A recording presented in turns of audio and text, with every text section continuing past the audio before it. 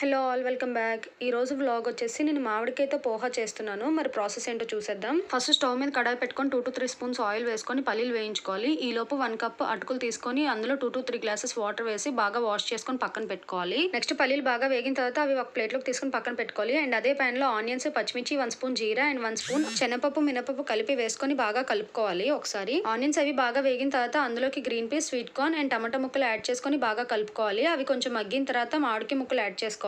నేను ఇందులో నిమ్మరసం అది ఏమీ యాడ్ చేయట్లేదు. మామిడికాయ పులుపుతోనే మొత్తం పోహా చేస్తున్నాను. నెక్స్ట్ మామిడికాయ ముక్కలు ఒకసారి వేగిన తర్వాత అందులోనే 2 స్పూన్స్ పసుపు, 2 spoons salt and 1 spoon red chilli powder వేసుకొని బాగా కలుపుకోవాలి. అండ్ ముందుగా వాష్ చేసి పెట్టుకున్న అటుకుల్ని వేసుకొని బాగా కలుపుకోవాలి. నెక్స్ట్ ఇప్పుడు పల్లీలను వేసుకొని అండ్ ఫైనల్ గా కొత్తిమీర యాడ్ చేసుకొని బాగా కలుపుకొని సర్వ్ చేసుకోవడం. మరి మీరు ఎప్పుడైనా ఇలా మామిడికాయతో పోహా ట్రై చేశారా?